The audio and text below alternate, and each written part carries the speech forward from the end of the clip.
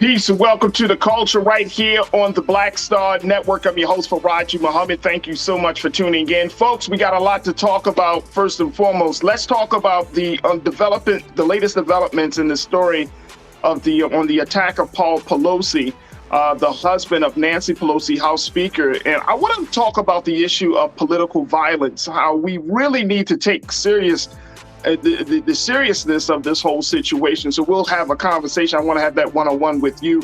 Also, can we talk about the fact that you had you have the two accused men who was accused, allegedly responsible for the assassination of Malcolm X.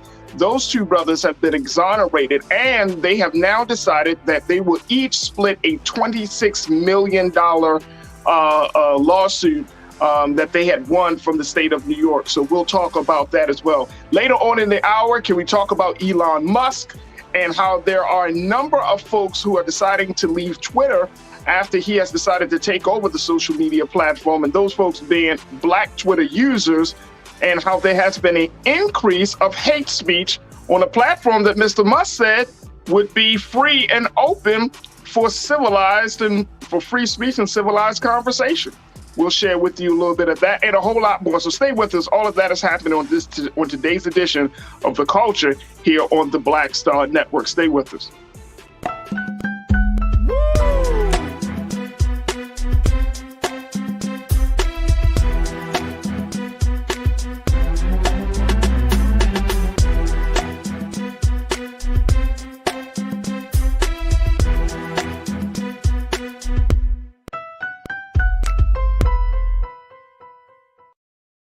All right, folks, welcome to The Culture right here on the Black Star Network. I'm your host, Faraji Muhammad. Thank you so much for joining us in the conversation today. Wanted to have a first conversation with all of you, my online culture crew, and big shout out to my online culture crew. Yes, yes, yes, and y'all know how I'm feeling about you, and I appreciate y'all so much for joining us today for these discussions. But first and foremost, big shout out to all of those who've submitted some information for us about our segment. I'm going to talk a little bit more later on about our segment, but thank you for those submissions that we just received over the weekend. Absolutely fantastic. Thank you, thank you, thank you. So let's jump right into these conversations, folks, because I'm watching how this story is continuing to develop around the attack on Paul Pelosi, the husband of House Speaker Nancy Pelosi, that happened just a few days ago in San Francisco. And when we look at the attack, folks, here, take a look at this. His attack highlights rising fears of political violence. And this is what I want to key in on. This is what I want to key in on. Nancy Pelosi has been the target of GOP threats for at least 20 years. She is probably the most powerful woman in the Democratic Party.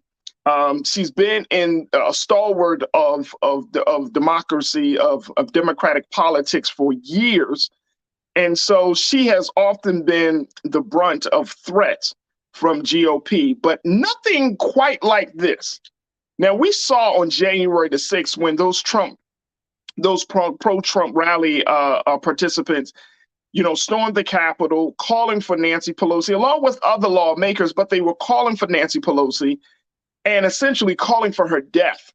And we also know that there have been a number of protesters who entered her office on that day to try to just damage the office as much as he can. And then on the flip side, while all that was happening, we have now seen the footage of Nancy Pelosi being in that undisclosed location while all this is going on with Chuck Schumer and other lawmakers, and how she was moving around, trying to get things done, trying to make sure that other people in Congress, in both the Senate and the House, were staying safe as a result of that situation. So she's always kind of had this threat looming over her. But again, nothing quite like this. This strikes home, and I'm not using that as a pun, but I'm just saying it is so close because it's in your residence. And we talked about a little bit of this last week, how this is so scary. Can you imagine someone coming into your home doing damage like this? Now there's more details about what happened when 42-year-old David Pape decided to go into the home of Paul and Nancy Pelosi in San Francisco And actually, Mr. Pelosi was actually injured. He suffered a skull fracture. He had to get surgery done in San Francisco over the weekend. But can you imagine you, as the police officer, being called to the home of the Pelosi residence, seeing this situation play out?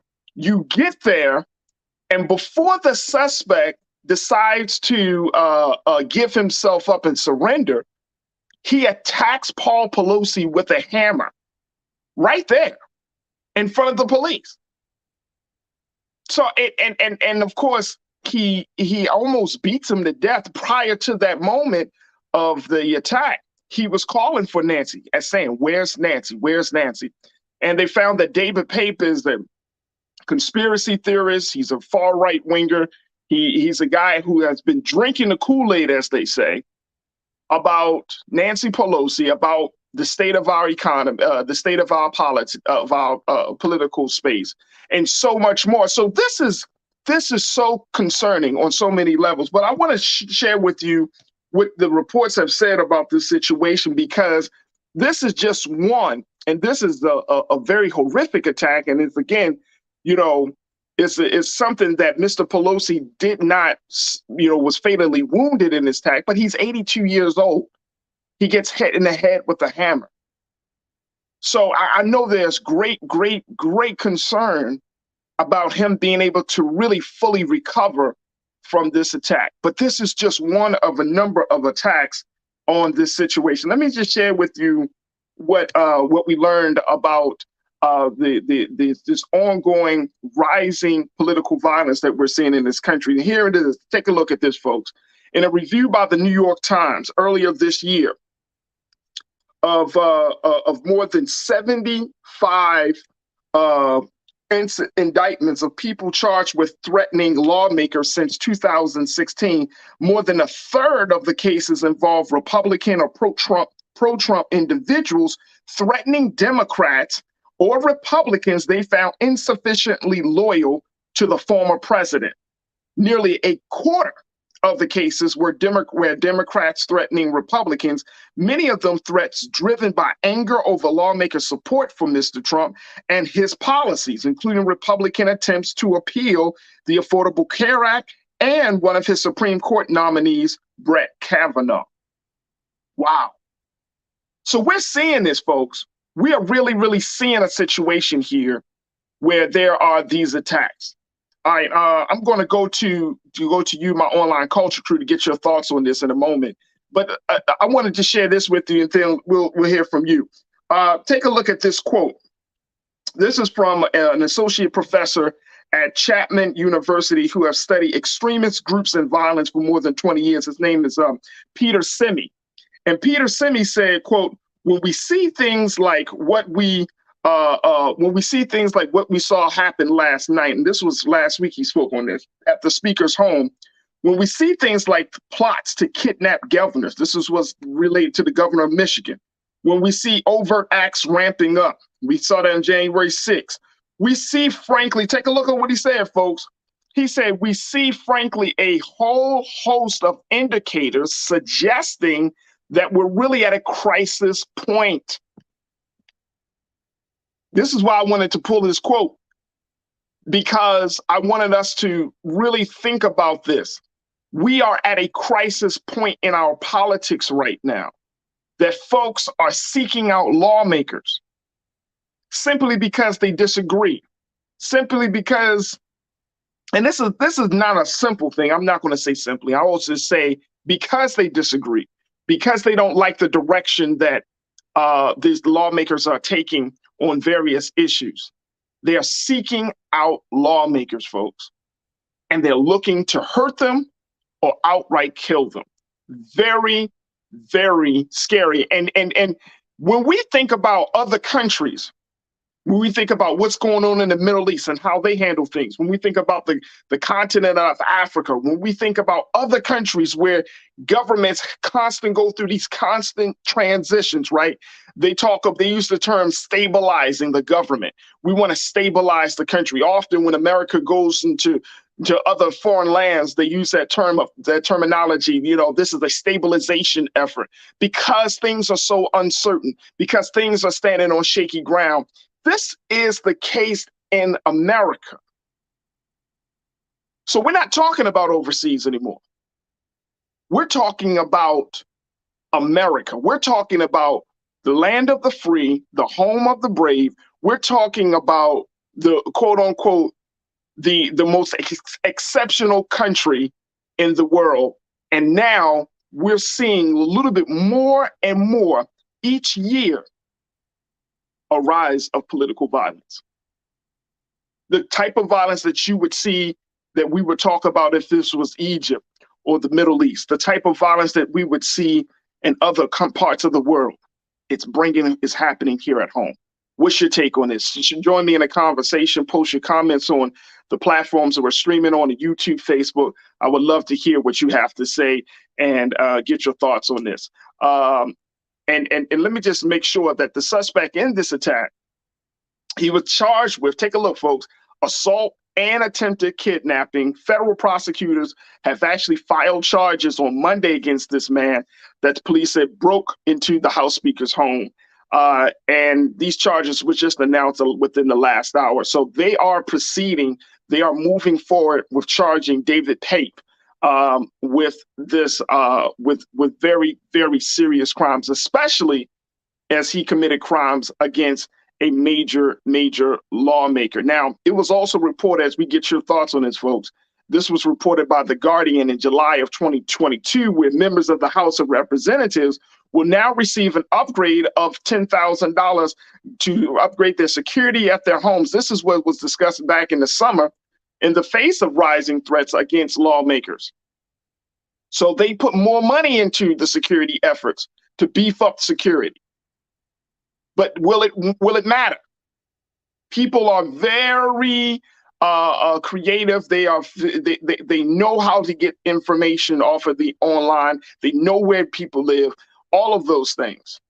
All of those things. All right, let's go to the phone. Let's go to the phone lines, but let's go to the chat line. Radio, folks, radio world.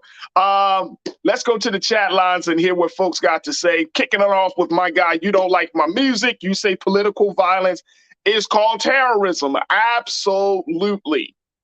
Absolutely. This is a form of terrorism. This is a form of terrorism, folks.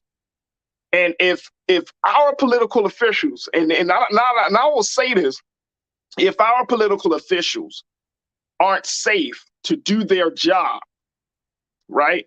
And people have the quote unquote the gall, they have the tenacity, they have just the confidence to pull off something like this, right? Without fear of consequences. That's the thing. That if you do this, are you going to feel the full brunt and weight of the United States government? David Pape is going to feel the full brunt of and weight of this government as a result of this. But you got to also think about, too, there are a number of Republicans like Marjorie Taylor Greene, and other Republicans who are creating the environment for this. And see, here's the thing, folks. Here's the thing that I don't think a lot of people are thinking about, and y'all tell me what you think. I don't think a lot of people understand that once you let this violence out of the box, it does not go where you think it will go. It does not just stop with one person or one group of people. It spreads. It spreads. You know, it spreads all over.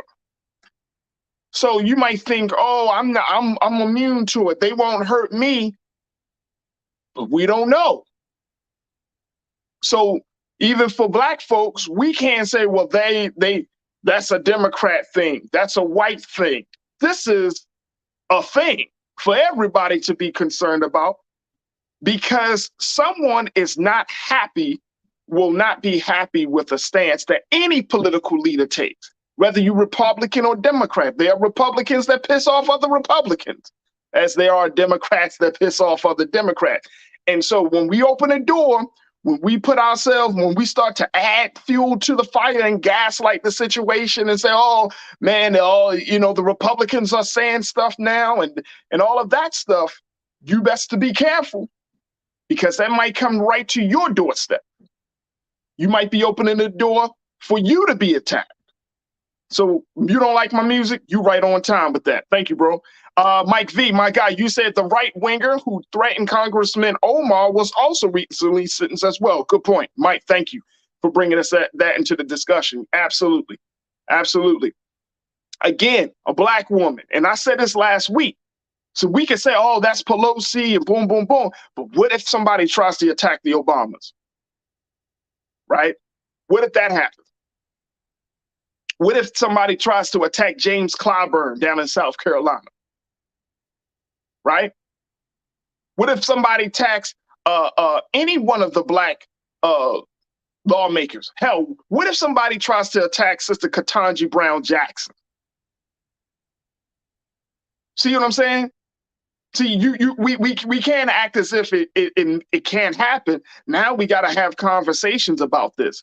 And as this midterm's getting closer and closer, we're going to have to look at this. Real talk. Mike, thank you for bringing that to the discussion, bro. Real Brooklyn, my guy, you said we are at a crisis point. Absolutely. In the human race. We are heading in territories we have not seen since the Dark Ages. This is some Game of Thrones. And look, I watch Game of Thrones. My wife is a huge Game of Thrones fan. You know what I mean? And this is if you watch the show, it's all about power, right? It's all about what's happening in the seven kingdoms and who's got the power here and who, but they're always plotting. They're always trying to figure out how to get their hands into power. And guess what? That's what we have seen in other countries when it comes to political violence, right? That one group comes up, they rise up for the moment, and then another group is right there behind them trying to figure out how to get them out of that seat of power. See, in America, we have certain laws in place. We have certain processes in place. We have the checks and balance systems of the House and the Senate, and you got Congress, you got the executive branch, you got the judicial branch. But what if those branches of government start to not do what they're supposed to do, or they only do what they are politically beholden to? What happens then? Then we start to see that you can be violent, a perpetrator of violence. It might not be prosecuted in one case, but then another perpetrator of violence can be prosecuted to the full extent in another case because of their political affiliations. This is the concern. And then once you start to do that, now you do create like a Game of Thrones situation, because now it's like one group versus the other. Well, how many groups in this country, and Real Brooklyn, talk to me on this, bro, and share your thoughts. How many groups in this country are at odds with one another, or could potentially be at odds with one another? Because we got the haves and the have-nots. We got the liberals versus the progressives. We got the Democrats versus the Republicans, right? We got black against white. We got white against this group, right? We got people that live in one area code versus another people that live in another area code. We got states versus state heads. So we got state lawmakers here, state lawmakers there. We got people of one skin color versus you have white Latinos and Afro Latinos. You think about all the differences that can be exploited as a result of us being different, having different ideologies, a different view of ourselves, a different view of the world. You think about all these groups that could be exploited and how they can be gaslit to create a situation where they're going against each other. I want you to think about that. I got to take a quick pause. When we come back, I'm going to take more of your comments. Let's continue to have this conversation. I'm loving the insight that y'all are bringing. So let's continue to have this discussion. Stay with me. It's The Culture here on the Black Star Network.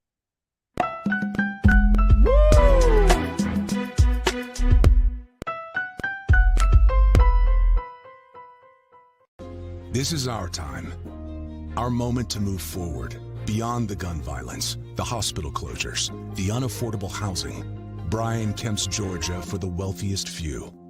Stacey Abrams is looking out for every Georgian. She'll invest our $6 billion surplus in the fundamentals, education, healthcare, housing, and a good living, putting more money in your pocket to build one Georgia where everyone has the freedom to thrive. When we invest in ourselves, we all shine. Together, we are Black beyond measure. Don't you think it's time to get wealthy? I'm Deborah Owens, America's Wealth Coach, and my new show on the Black Star Network focuses on the things your financial advisor or bank isn't telling you.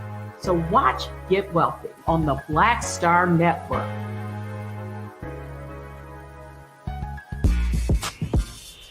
When we invest in ourselves, our glow, our vision, our vibe, we all shine.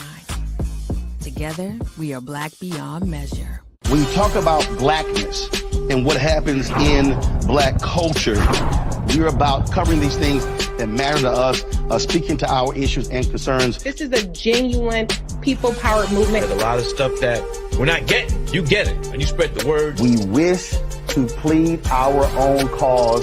Too long have others spoken for us. We cannot tell our own story if we can't pay for it. This is about covering us. Invest in Black-owned media. Your dollars matter. We don't have to keep asking them to cover our stuff. So please support us in what we do, folks. We want to hit 2,000 people, $50 this month, raise $100,000. We're behind 100,000, so we want to hit that. Y'all money makes this possible.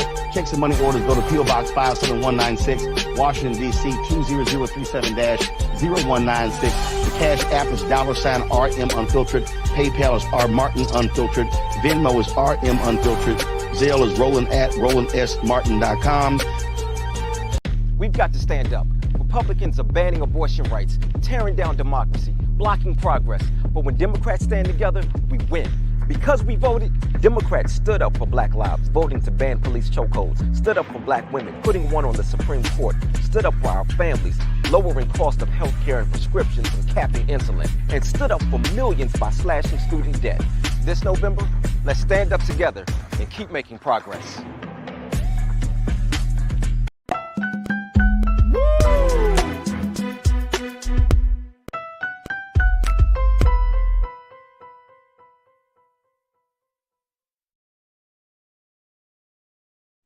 All right, folks, welcome back to The Culture here on the Black Star Network. We've been talking about this case of House Speaker Nancy Pelosi and her husband, Paul Pelosi, who has been violently attacked in his home just a few days ago as a result of a pro-right-winger, 42-year-old David Papp, who wanted to do real harm and possibly even kill the House Speaker when he entered their home on a on an early morning this weekend. And it has caused a lot of conversation about where we are in the state of our political affairs in this country. And more importantly, this idea that there is a real concern about the growing epidemic of political violence that we may be seeing in America, a concern that was so far off, I think, from the American psyche and the consciousness that we always thought that we would be protected by some level of civility. We would be protected by the laws. That we would be protected as a result of everything that we have in place. And now we're seeing, and we are at a place, folks, where political officials, political leaders are being are being attacked in their home. So let me go back to you, my online culture crew, and get your take on where we are with this situation, because we need to talk about it. We can't brush over this. And I think for Black folks in this country, we cannot get so comfortable in thinking that it would never happen to us. We just can't get comfortable, folks. again, I'm going back to something in Truth is Power. I saw what you posted as well in the chat, brother. You said, what if it was Michelle or Barack or Maxine Waters? That's a great one. You know, Auntie Maxine in her 80s, still doing the work. But is she a vulnerable target? And I'm trust and believe, folks. I'm not wishing no ill will on anyone. I'm just bringing this up because we should be concerned about it. We should be concerned about it. Corinna, you said something. You said it's unfortunate this has happened, but if January 6th didn't put any urgency under the Democrats to legislate accordingly, then what will, aside from the pressure we the people force upon them? Then what will, aside from the pressure we the people force upon them? Corinna, you know, and I know that you cannot, what we saw on January the 6th is something that I have never seen in my life. I don't think any one of us have ever seen in our lifetime. That situation has to be remedied. There has to be something. And I don't know what it is just yet, but there has to be something that needs to be done to cut the head off of that situation. But you're absolutely right. See, and here's the take, and this is why I say, you know, next week we got our a midterm election. You know, in 2024 we go back to the polls for the president. This is going to be a very challenging time for America over these next 2 years. We already talked about what happened with the polls and how polls are being put on high alert because this election here is so pivotal and potentially volatile for so many groups of people, for so many states, right? But when we see this warning not fully being taken seriously, we need to be concerned about that. We even if you don't ride with the Republicans, right? You say, all right, well, I don't ride with the Republicans, nor do I ride with the Democrats. You can't look at a situation like these attacks on Governor Whitmer, Nancy Pelosi's husband, on other people, January 6th, and you can't act like, oh man, that don't bother me. There's no way. How could any one of us say that should not be a concern? This is a great concern because America has always prided itself on its political standing. It's, you know, scholars were called democracy the American experiment, right? Because we're still testing it out. It's still pretty relatively new compared to other forms of government and how America does governance, right? This idea for the people, by the people, the people's will, the people's representative, all of these ideas are genuinely new, right? Because most of them dealt with aristocracy. Most of them dealt with some level of dictatorship and all of those things. But this is new. So it's been considered an experiment. So some things work and some things don't work. And we have always been told by President Biden and other presidents that it is the belief in the system, the hope of the people that will determine the success of the system, right?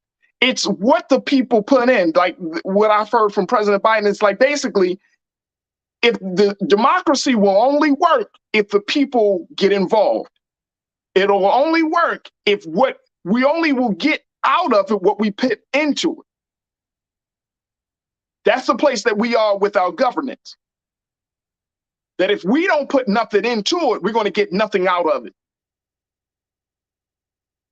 But then at the same time, we have been lulled to sleep because we have been made to think that the government is going to take care of itself, not really understanding that you can have institutions, you can have policies, but you need the will of the people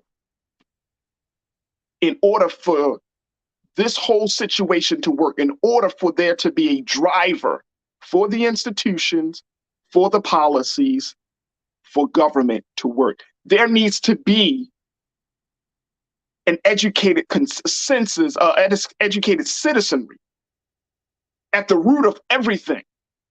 There needs to be an active citizenry at the root of everything. So you need the people.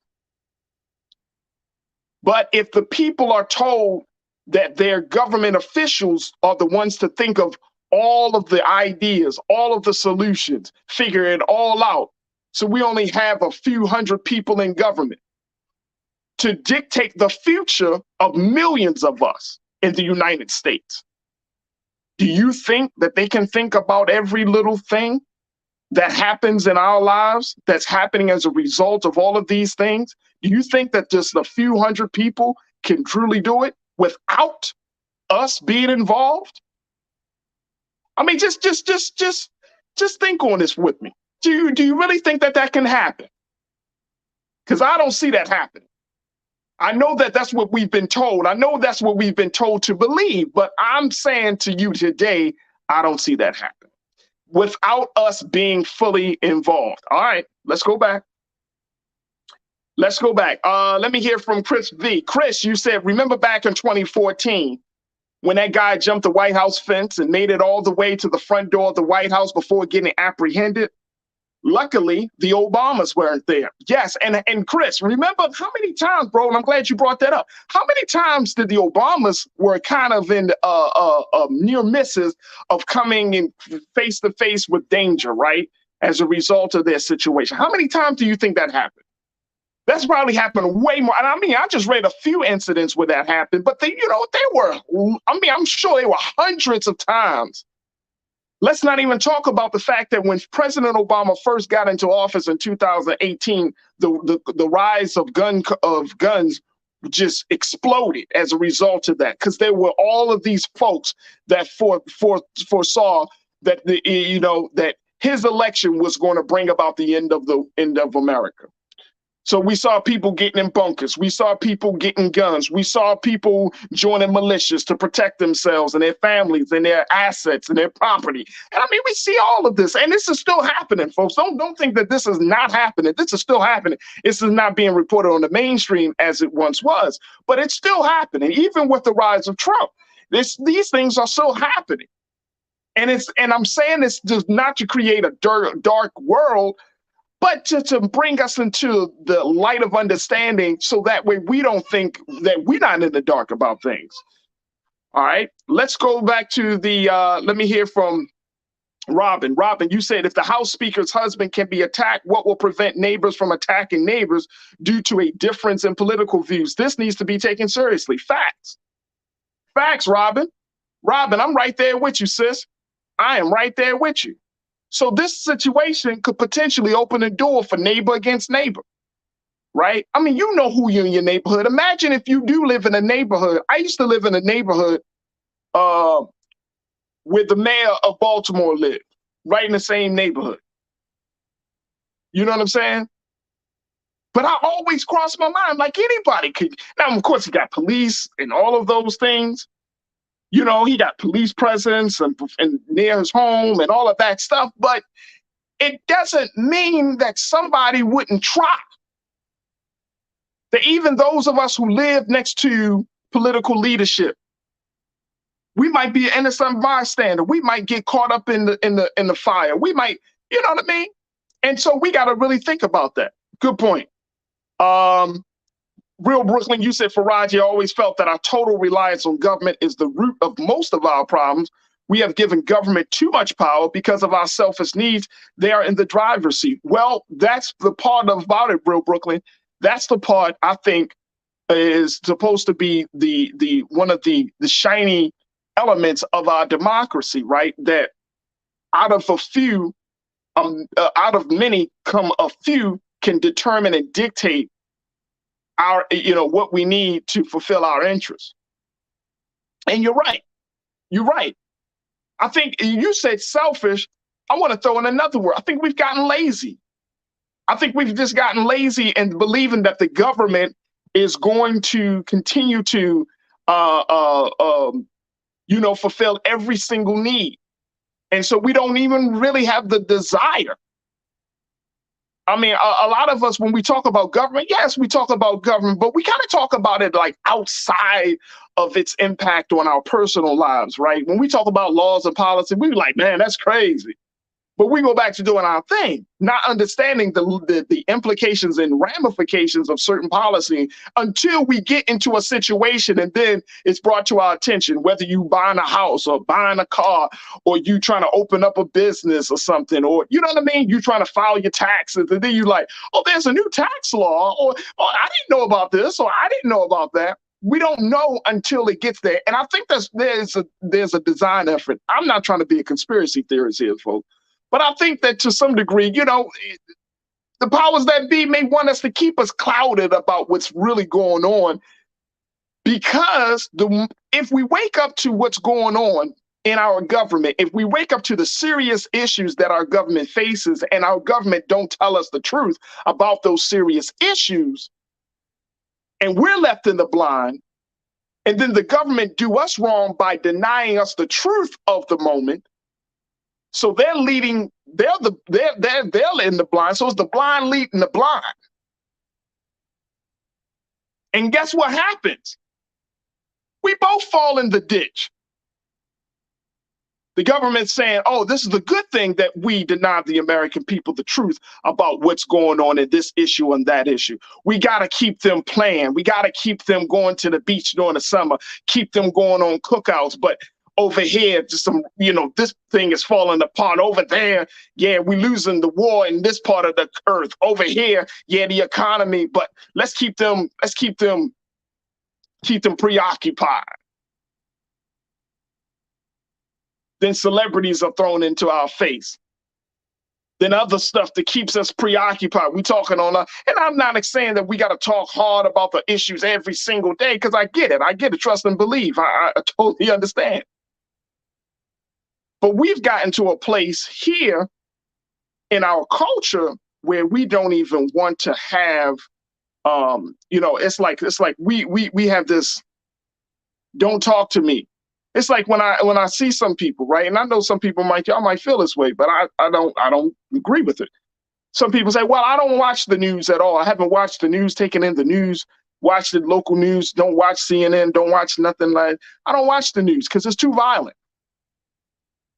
Okay, I understand that element, but what about just being updated about what's going on in the world? Do you not read the newspaper? Okay, you don't have to watch the news. Do you read any newspapers? You read New York Times, LA Times, USA Today, Baltimore Sun. Do you read the Final Call? Do you read what are you, where are you getting your information? How do you know what's going on in the world around you? How do you know what the urgencies are? How do you keep informed? Or do you just want to live in a bubble? We just want to live in a silo, in a tunnel. I don't want no. If it ain't good news, I don't want it. Well, I wish life was that easy. You know what I'm saying? Life comes with bad news. Life comes with bumps. Life comes with ups and downs. So I get it. But there got to be a balance. You don't have to be a total consumer of the bad, but you at least need to know that bad exists. And if you're in the denial of that bad exists, how can we operate in this world using the best intelligence? How do you teach your children? How do you go through your day if you don't recognize that bad and evil exist in the world? Bigger conversation. Bigger conversation. Corinna, you said add willfully ignorant to lazy. All right, we adding it on. I love it. I love it. So we selfish, we getting lazy, and now we're willfully ignorant. That's why we rely on our government so much. Let me see here. My guy, Charles Magruder, you said, yes, voting is the best tool to save this democratic experiment. It's one of the tools. It's one of the tools. The real best tool for saving democracy is having an educated citizenry. If you don't know how your government works, what are you voting for? If you don't know the implication of decisions, what are you voting for? If you don't know the roles that certain positions play in government, what are you voting for? If you don't understand why certain issues are high priority and why certain issues are low priority, then what are you voting for? See, none of the vote is an outgrowth of education. You vote because you're becoming more of an active, engaged citizen.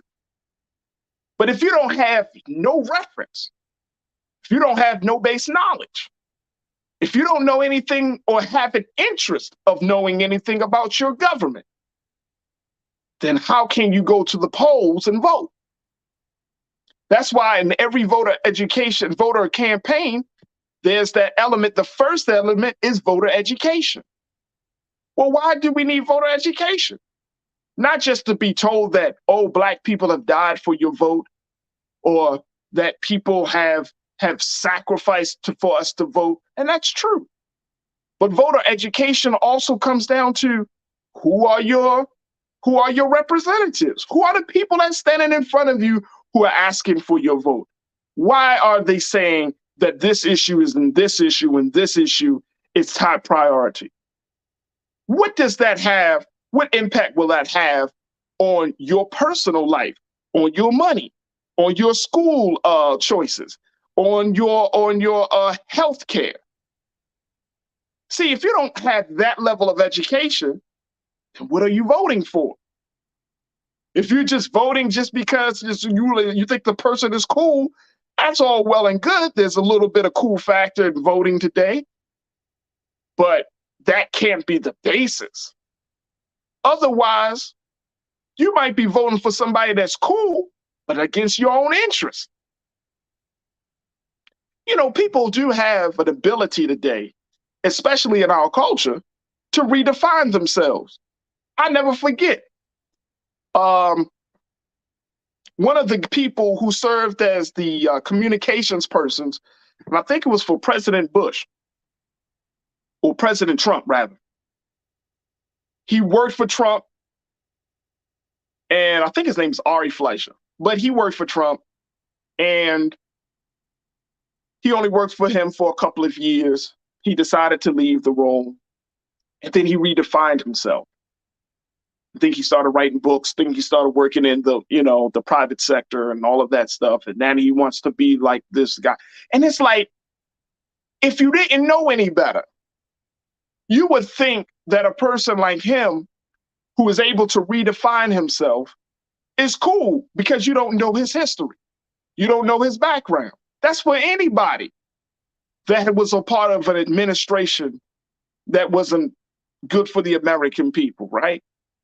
They come out, they live for Kellyanne Conway.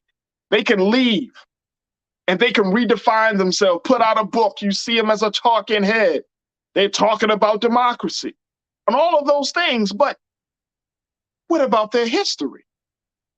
But if you don't know their history and you vote for a person who is able to redefine themselves when they come before you in public spaces, then you would think you're making a good vote. Oh, come on, no. That's not enough. You have to know as much as you can about who you're voting for, and more importantly, the issues that you're standing for. The last thing about the voting piece, to your point, brother Charles, is you have to have a stance on the issues.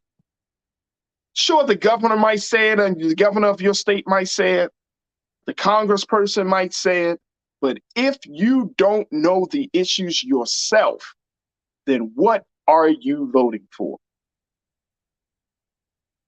See, that's the voter education. That's the voter education. And so now, as we see this rise of political violence in this country, And as we see scary moments like what happened with the Pelosi attack, we have to be very clear about where we stand, who we're standing with. We got to be clear about what's going on in the country around us. And as we go to the polls, God willing, y'all are going to the polls either this week, if you're doing early voting, doing the next week. But who and what are you voting for? Where do you stand? As adults, those are the big issues that we have to often ask ourselves. This is not the time for us to be on the fence unless we just don't know much about a situation, about an issue. But if you have a view, if you have a stance, and you believe in what you say, and you believe in that stance, then guess what? Then you should make your voice known. It's that simple. And we need to be engaged, because this American experiment called democracy will not sustain itself. If you think that America is a place that is worthy to be saved, if you think there are some redeeming value in what we are all a part of, if you think that our children can possibly benefit from all that we are a part of, then I would say, then you should go to vote. You should stand up against certain things. And that we should take this rise of political violence very seriously, because it not only threatens the life of the persons involved, or does it even threaten this comfortable space that we find ourselves in our relationship to our government, but it threatens the sense of sanity and safety that we think we have in this country. And if once that is disrupted, folks, we're about to walk around looking like a bunch of paranoid people, where we can't trust our neighbor, we can't talk to the businessman, we can't talk to the person in the school. We're going to start living in silos. And I don't know about you, but I'm not comfortable with living in fear. We got to take a stand. We have to take a stand. So I appreciate all of you for checking in, Karen. You said 100 for Raji. We the people must participate in our local government to elevate change at the state and federal levels beyond voting. Our elected officials need help. Absolutely, Karen. Thank you. Shalinda, you said, well, maybe they should just bring back Schoolhouse Rock. Facts. Facts. Right. R.A. Fleischer. Thank you, Joel. My producer checked me. He worked for George W. Bush, not for Trump. Yep. Thank you, sir. Absolutely. Absolutely. So these are the things that we need to consider. And I just wanted to throw it out there so that way we can become engaged and educated citizens and not just walking around here hoping, wishing upon a star, thinking some mystery God is going to save us. If anybody's going to save this American experiment, well, it's going to be Americans. All right, folks, we got to take a quick pause. When we come forward, let's have a different conversation here.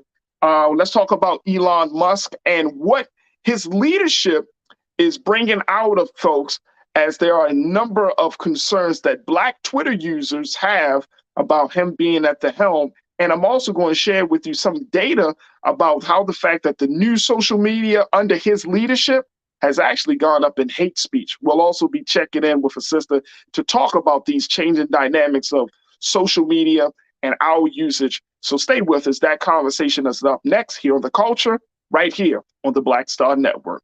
We'll be right back.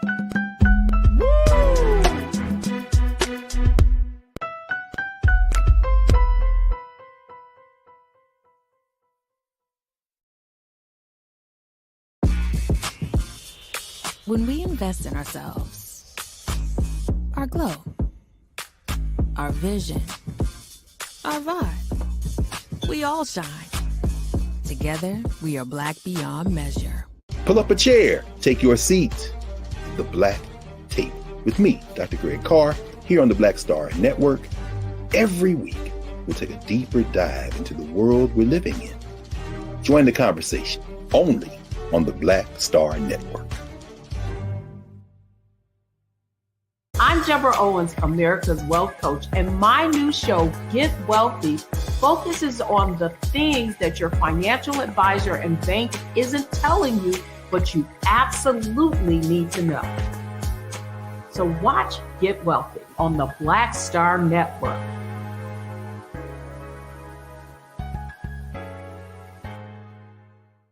Hi, I'm Dr. Jackie Hood Martin, and I have a question for you. Ever feel as if your life is teetering and the weight and pressure of the world is consistently on your shoulders? Well, let me tell you, living a balanced life isn't easy. Join me each Tuesday on Black Star Network for a Balanced Life with Dr. Jackie. We'll laugh together, cry together, pull ourselves together, and cheer each other on. So join me for new shows each Tuesday on Black Star Network, A Balanced Life with Dr. Jackie.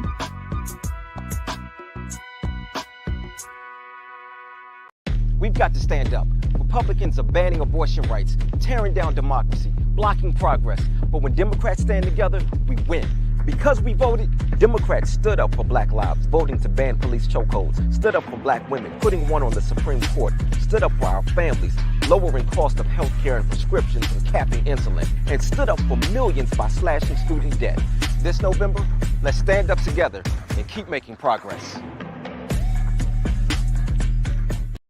This is our time, our moment to move forward, beyond the gun violence, the hospital closures, the unaffordable housing.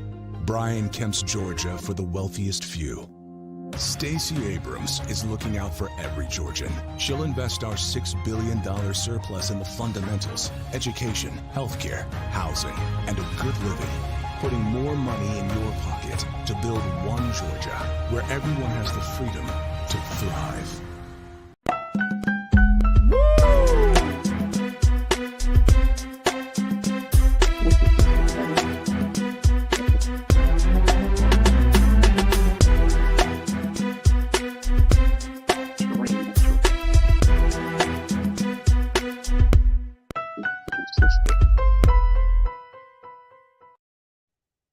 All right, folks, welcome back to The Culture here on the Black Star Network. I'm your host, Faraji Muhammad. Thank you so much for tuning in. Oh, man. I hope that first segment around political violence got you thinking and got you talking.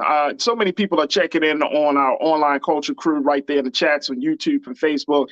Truly, truly grateful that the conversation is had. But this is a very, very important topic for me. So, I will say this very quickly before we go to our next segment. For the rest of this week, we're going to dedicate time to talk about politics, of course, about the upcoming midterm elections. And tomorrow, folks, we're literally 1 week away, 7 days away from this pivotal election. So all this week, we're going to do our part. I got some speeches. We're going to try to get some excerpts from the great Reverend William Barber and his speech and trying to fire up the low income and those who often are not heard to go to the polls. I mean, there are just so many different things. So, if you're like, oh, we got to talk about this.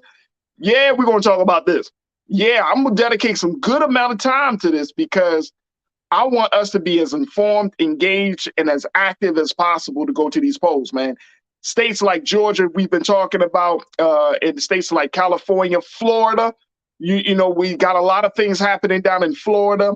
I'm looking at Detroit, so I'm looking at what's happening there. I'm keeping my eyes on that one. California, where I am, yep, I'm keeping my eyes on here. Texas, big one, another big one. There's a lot has happening there.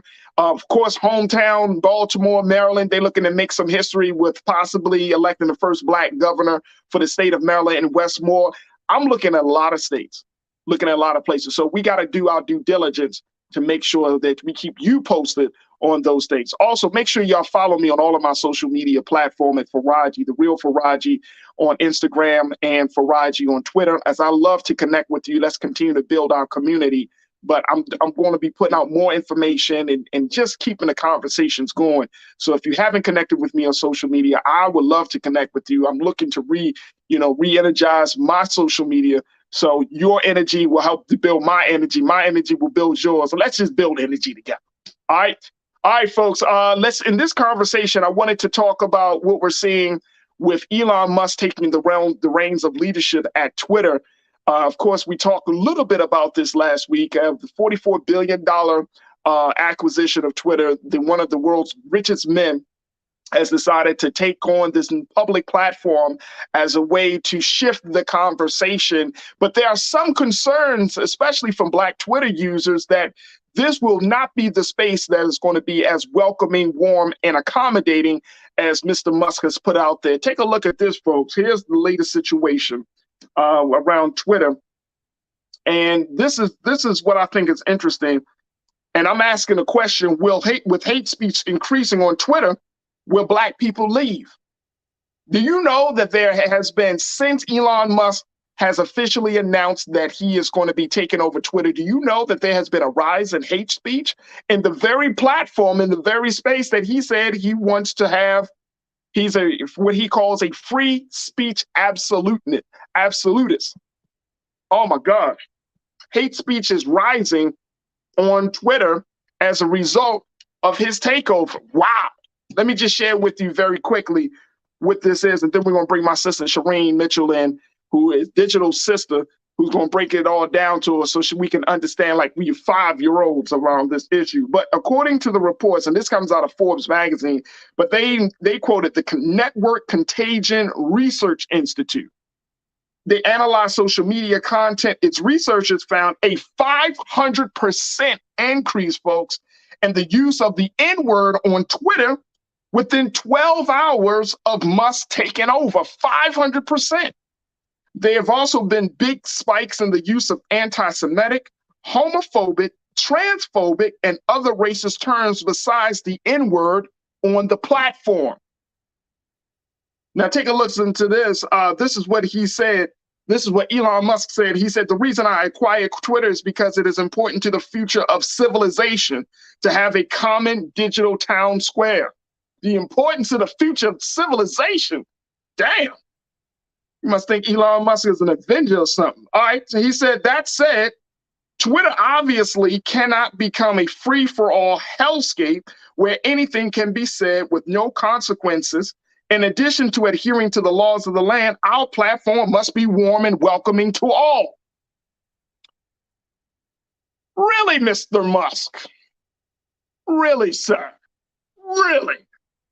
All right, let me bring in digital sister, our sisters, who is an expert on understanding the dynamics of social media, Shireen Mitchell. Shireen, thank you so much for joining us this afternoon. How you feeling today?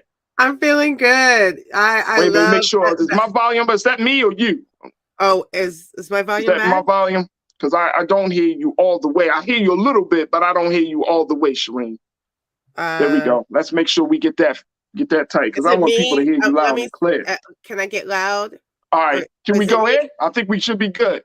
Can you hear me? All right. Let's check her audio is good. Okay. All right. Cool. All right. Go ahead, Shireen. Yeah. Is it me or is it on your end? I just want to make sure.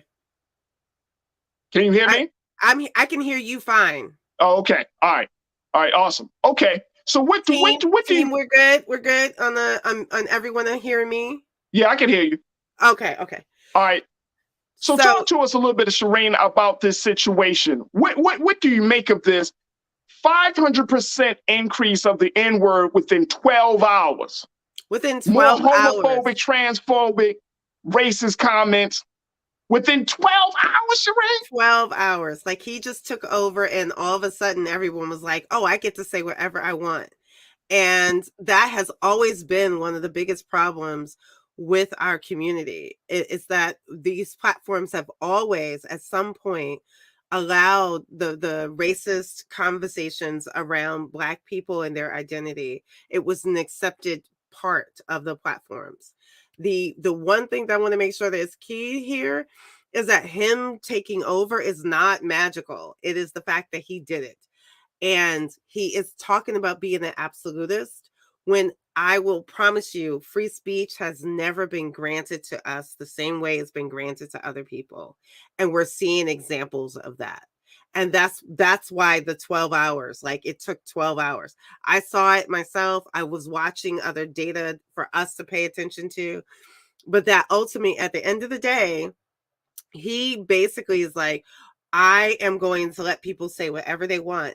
And he's also participating in many ways with the mis and disinformation. If there wasn't that case, I would say something completely different at this moment.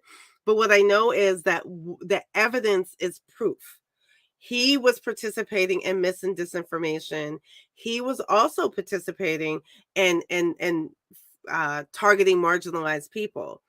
When many people called up his apartheid history, those people were shut down for criticizing him about that history, how his money came about.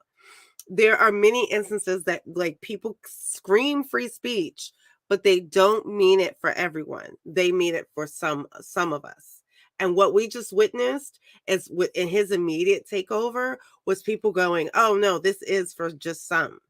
It's not for all of us." No matter what statement he gives at this point, no matter what aspect happens that moves forward, we will have a conversation about like what free speech means. But I literally seen multiple people, even when LeBron James made a comment saying that hate speech is free speech.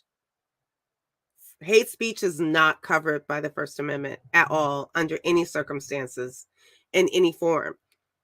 The other really, really important part is that he keeps making it look like the free speech is just about us disagreeing with each other. We can disagree with each other. And that's one of the big concerns that, you know, when we talk about free speech, we often talk about it like in this silo, right? You know, that only benefits a few people. It only benefits a few people. And here's my understanding, and maybe if I'm wrong on this, Shireen, but he says that Twitter is for the future of civilization. I'm thinking to myself, I get it. It's an influential platform. I use it. I like it. You know what I'm saying? In spite of all of the craziness, you know, I think there's some value in the platform. But is it that big? I mean, does it fit that big of a place in the big scheme of things? Like, are people, quote unquote, feel like if Twitter was not in existence anymore, that we would lose something in the process? No, I mean, Twitter could go away tomorrow. It's very much like, but also any of these platforms can go away tomorrow. I think that there are multiple instances where it's quite clear that there is this assumption that technology and the social media is the thing that's going to save us. And that's where Elon Musk comes from. This whole concept that technology is everything, and that's the future of our lives. And I'm not saying that technology is not connected, but the concept that this is that somehow technology is going to move forward without humans. Are we saying that humans are not going to be moving along with the technology and all the spaces in between about that? Because part of the reason that we're having this hard time is because the bad acting humans are walking with us through this.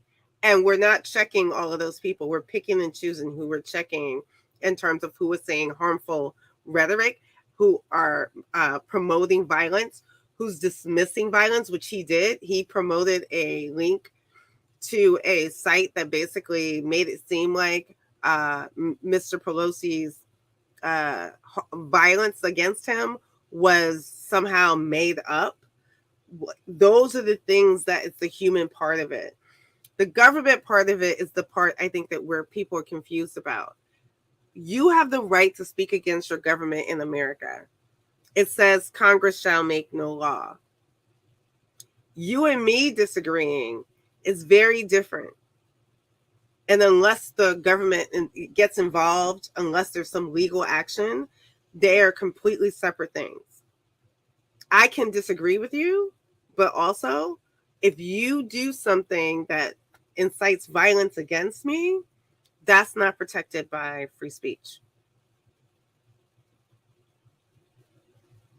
So I think that you're absolutely right, and I think it's very important for us to be very clear, like what the First Amendment actually covers. And one of our culture crew members, Jawan Yvette, Jawan, you said some people forget that you're free to say whatever you want, but the First Amendment does not protect you from the consequences of your words.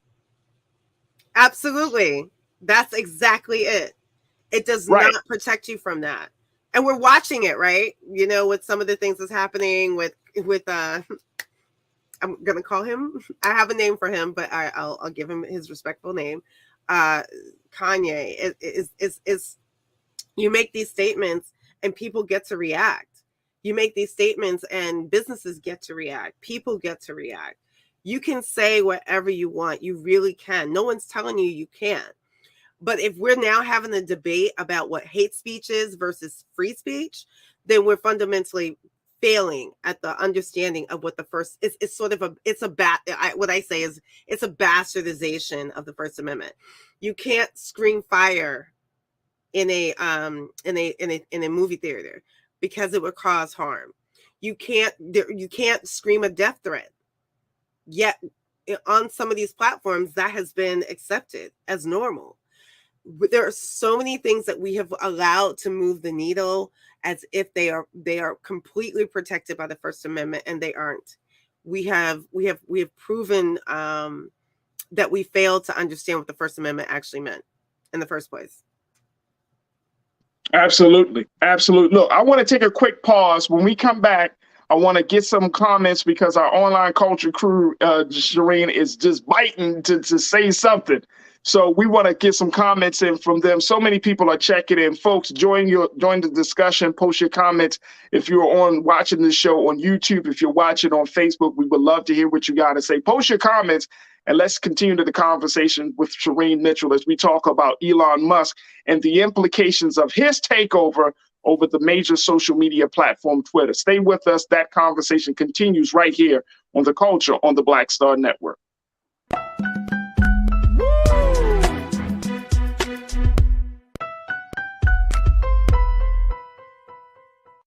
This is our time, our moment to move forward, beyond the gun violence, the hospital closures, the unaffordable housing. Brian Kemp's Georgia for the wealthiest few. Stacey Abrams is looking out for every Georgian. She'll invest our $6 billion surplus in the fundamentals, education, healthcare, housing, and a good living, putting more money in your pocket to build one Georgia where everyone has the freedom to thrive. Hatred on the streets, a horrific scene, a white nationalist rally that descended into deadly violence. White people are losing their damn minds. An angry pro-Trump mob storms the U.S. Capitol. We're about to see the rise of what I call white minority resistance. We have seen white folks in this country who simply cannot tolerate black folks voting. I think what we're seeing is the inevitable result of violent denial. This is part of American history. Every time that people of color have made progress, whether real or symbolic, there has been what Carol Anderson at Emory University calls white rage as a backlash. This is the rise of the Proud Boys and the Boogaloo Boys. America, there's going to be more of this. Here's all the Proud Boys, guys. This country is getting increasingly racist in its behaviors and its attitudes because of the fear of white people. The fear that they're taking our jobs, they're taking our resources, they're taking our women. This is white fear.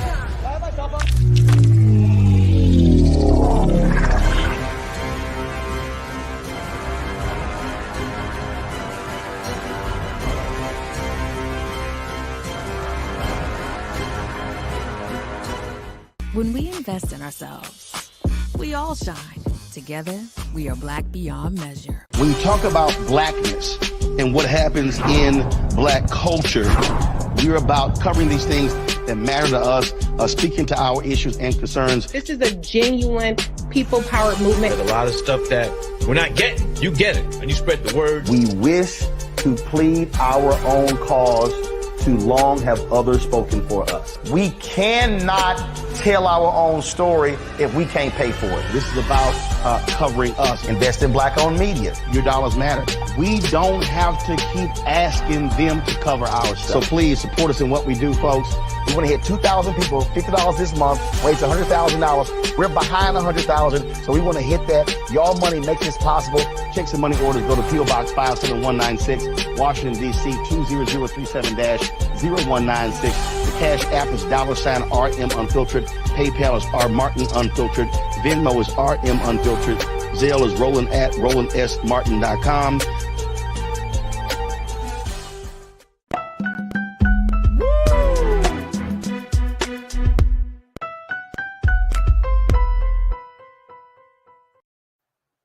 Folks, welcome back to the show, The Culture here on the Black Star Network. We've been talking to Shireen Mitchell, who is a digital expert, to talk to us a little bit about the implications and the impact of Elon Musk, one of the world's foremost billionaires or richest men, as he takes on the reins of leadership and power over the social media network Twitter.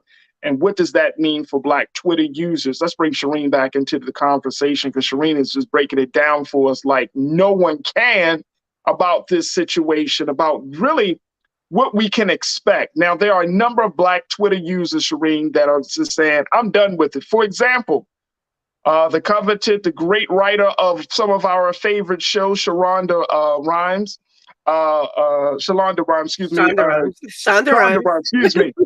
I'm thinking of different names. Shonda Rhimes, thank you.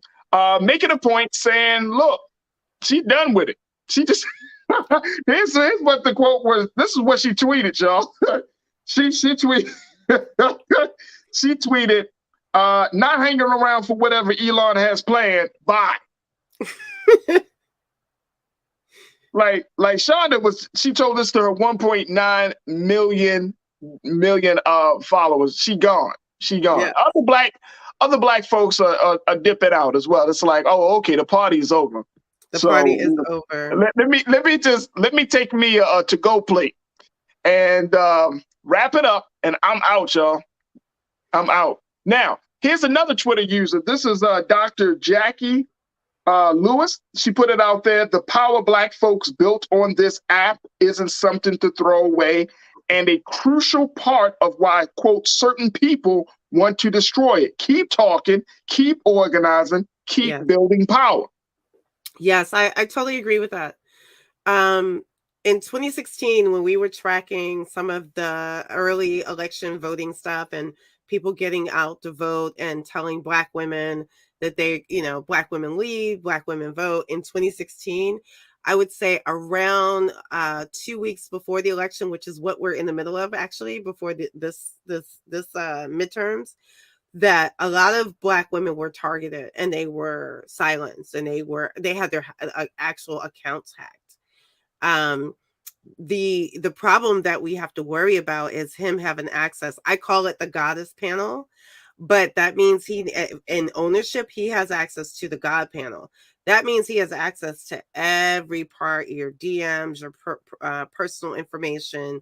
And that's worrisome, to have someone who is willing to perpetuate false narratives and basically try to silence people who call out him in any moment, who have something to say against him. If you think about some of the narratives and the ways in which even some people have been suspended and banned, one of those ways was because they were criticizing him. Right. But you're talking about Elon Musk, that if somebody were to go on Twitter and start to criticize him, that they might find themselves in a how would they call it, a sacred space? Yeah, yeah. Exactly. Like that's the key part that people are missing, because he is basically saying, I can say and do whatever I want on this platform, but not everybody else can. The free speech part and the absolutist part is very much limited to the people who feel like they have the right to do it, but they do not want to hear the pushback coming from individuals that want to challenge them. And that when you see the opposite, when you see that he responds very differently to people who challenge him, you know that he's not going to look at this platform in the same way. And the people who are silenced the most are the most marginalized. And I do want to make sure that it's clear. There's a lot of free speech absolutists. Yeah. But they don't protect us. Everyone keeps saying that, like, if we don't allow the level of free speech, then we're basically going to harm the most marginalized people. Right now, we have not used that constitutional right to protect us. Like, we aren't being protected right now. Wow. The future, we're not even talking about the future. You can't do it right now. If there's an increase in the N word being used, then who's protecting Black people? If that's fine and that can go unchecked and be considered free speech. Right. And so and that's the part that I think that we need to just drive home is the simple fact that if you got this increase of racist language, transphobic language, homophobic language, just all types of just offensive language, and yet we're talking about free speech, it's like, how does that happen? How does that work? Because and I read, Shireen, that Elon created this council. I think it's called like a moderation council, where he's supposed to it's basically a group of people who's supposed to dictate, what the policies will be, like what is truly like acceptable, who goes to the edge, who doesn't go to the edge, all of that type of stuff. Plus, he also said it himself that he's not made a decision about Donald Trump, like a person like Donald Trump coming back. He said, if I had, and I saw this tweet earlier today, but he mentioned the point that he said, if I had a nickel for every time that someone asked me if I'm going to bring Donald Trump back, he said Twitter would be minting money. So he was pretty much just saying like, no, we haven't made a decision. But I think it's a very interesting space, because it seems like even though free speech is this very, very highly coveted, a principle, an idea, it's still like up to interpretation, right? It is.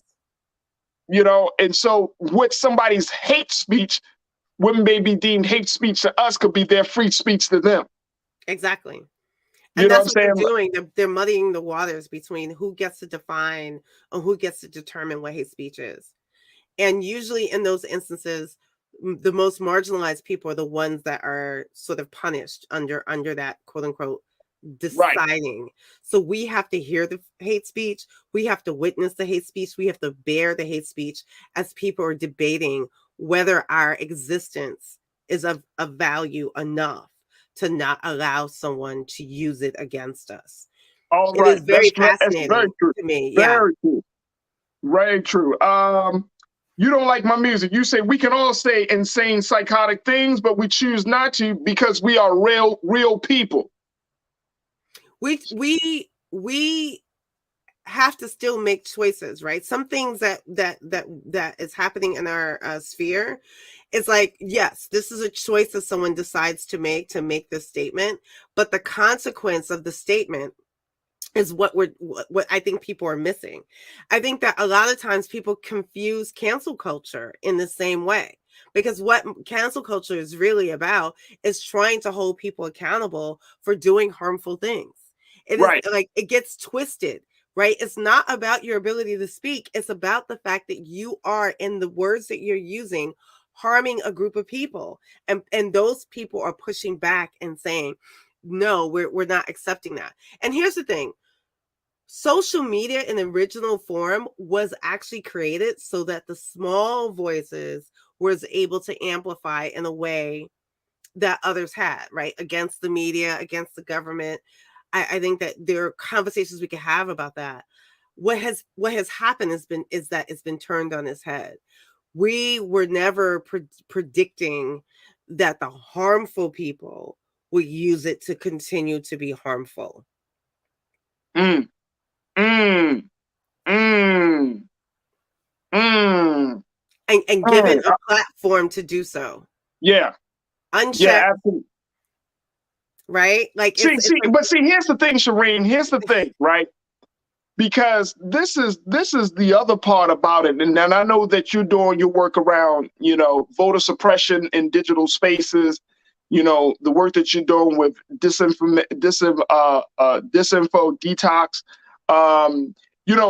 The thing I always think about is when we have these conversations, how is it going to affect Black voices, right? Yeah. So, you might have Black voices, and they could be any one of our great scholars. Hell, we've had we got Dr. Carr on this network. We got Dr. Gerald Horn on this network. We have a number of Black thought leaders and scholars, like real scholars. And if they were to post something on Twitter with what they say rooted in history be deemed as quote unquote hate speech? That's the thing that we're now moving closer to. If you think about that, think about having detailed conversations about slavery, having detailed conversations about, overturning Roe, like having detailed conversations that, Black women were the like originators of being forced to give birth. The details of us just telling our version of the story. We're seeing this with conversations about CRT and education. Right now, there's like a debate about affirmative action and our ability to be educated in certain institutions. Right. These are the debates that we're having real time. And Yeah. if we push back and we're the ones saying, hey, this is harmful to us, this is going to cause, dehumanization. That is the thing that we are pushing back. They are pushing back against us. No Right. matter how you hear it, it's other people get to decide who we are as Black people. Other people get to decide how we exist in this country as Black people. Other people get to decide whether or not we get to be loud or angry about what's happening to us. That is on its face a complete shift. The free speech part, I think people are missing, is that most of the free speech that people are defending are based on stereotypes about us, and we're not hearing that yet. That's true. Yeah. Most of Yeah. that is about us. Yeah. The woke, the term woke, we are like trying to have conversations that came from us. That's Right. that's Black vernacular. We were talking about wake up, see what's happening, da da da. Now there's literally anti-woke bills. Those are called anti-Black bills, y'all. Please pay attention. Go back and listen and watch, because that's what they're saying. They're saying a hard N-word in different ways, and now they're giving permission to just say the N-word. Right. Oh man.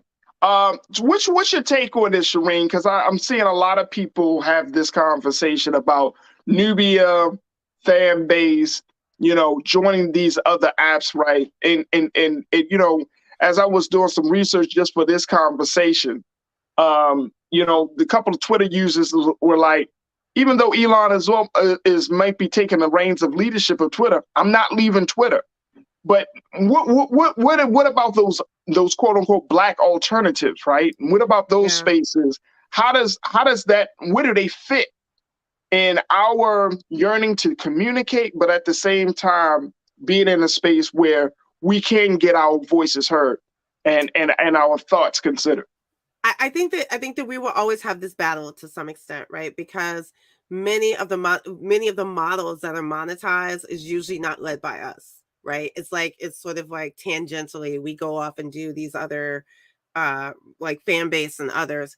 I think that where we are right now is that we're in a very complicated space about what's next.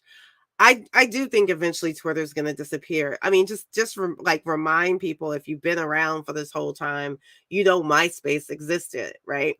When MySpace turned into more of an art environment, then all of a sudden MySpace was gone, and then we were having a Facebook conversation, right? I want to remind people that we've gone through these iterations of different platforms. Some platforms have stayed, some platforms have gone. I do think that no matter what happens, we can't allow our voices to be silenced. So if you decide to stay on Twitter, make sure that you're still able to be as loud as the next person and report the bad stuff. Because I think some of this is also based on the fact that we don't report the things that happen. I don't even think average people report what happens to Black people over what happens to maybe white people, honestly. I mean that sincerely.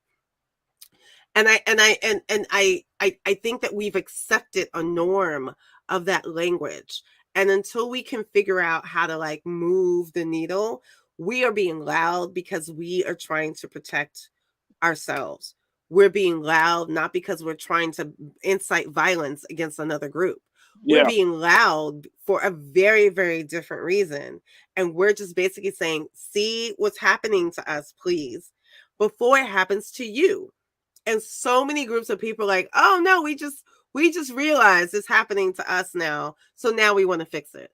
But if you were paying attention to all the dis and misinformation campaigns that were targeting Black women, if you were listening to the Black women who were talking about your slip is showing and accounts pretending to be Black women, if you saw all the campaigns that we were trying to stop, that's where it should have sat. When I hear people go like, oh no, like we should go somewhere else now, I think if we had actually all stood up back then, we wouldn't be here where it's now just like normal to say the N-word on these apps. Right. Unchecked. Right. Right. So do we put more investment into these other alternatives? I would say yes, but my caution is, didn't we just see all the white supremacists move into places like Parler and Gab and Reddit, right? Like eventually they want to come back out. That's what Elon is doing. He's kind of trying to change Twitter back into sort of that environment. And we need to be careful of making sure that we don't allow silos in these environments. I think that we should go to fan base. I think that we should invest in those that are being created at social media platforms that are being created by Black people. But we also can't operate in a silo there either. It's basically, if you think about what I'm saying, is basically social media segregation. You dropping some new terminology. I'm just saying, like we have to think about that, because if we go to our own silos, aren't we still allowing the white supremacists to take over and people who are harmful and violent to have their own space without us checking or saying like, this is wrong, this should not be moved? Okay. Like, that's what we're doing in some ways. And I'm not saying that we don't support those environments. I'm saying we have to be very careful of segregating ourselves in such a way that we can't even witness the people who want to harm us, who think our existence should not happen, like that we don't belong in these spaces. And that is a technological framework overall. Right. Think about the numbers of people in tech. The small numbers of Black and brown people in tech, we're still at like 3%. How do we change that whole spectrum if we're not a part of the full narrative from the tech space to the social media space? And I think sometimes people don't realize that we're being pushed out. But if we move away and segregate ourselves, that will allow them to continue to build harmful products against us. Shireen, let me just tell you something. Can you be my therapist for like 30 seconds? Yes. No matter where Black people go, we're always reminded we Black. Yes. It's not like we can't even go on a damn social media platform without, hey, don't forget, you Black and conscious. Exactly.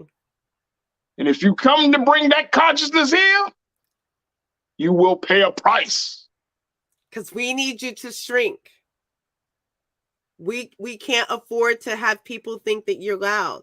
You know how many people on platforms basically say that Black people are like only 7 to whatever percent or whatever. I can't even remember some of the numbers I've heard people say of the voting bloc.